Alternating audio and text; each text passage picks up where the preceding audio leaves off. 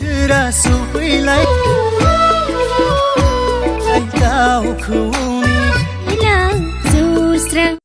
लोगोफोर, आरोबाव नोंथांमोननि गेजेराव मोनसे आपडेट भिडिअ लानानै फैलायबाय। नोंथांमोना आंनि भिडिअखौ स्किप खालामालासिनो जोबजासिम नायलाङो होनबासो मिथिगोन माबे चेनेलाव होदों। बिथांमोना बे मिउजिक भिडिअखौ फुल आपल'ड खालामखाबाय। बे मिउजिक भिडिअनि लिंकखौ डिसक्रिप्शन बक्सआव होनानै दोनदों, नोंथांमोना नायनो हागोन। आरो भिडिअखौ नायखांबायबा माबायदि मोनदों कमेन्ट आरो लाइक, शेयार, साबस्क्राइब खालामनो हागोन। आरो बेफोरबायदि भिडिअखौ नायनो मोजां मोनोब्ला चेनेलखौ साबस्क्राइब खालामना लानो हागोन, मानोना आं बेबायदिनो बर' फिल्म आरो बर' मिउजिक भिडिअनि निउस लानानै फैयो बे चेनेलाव।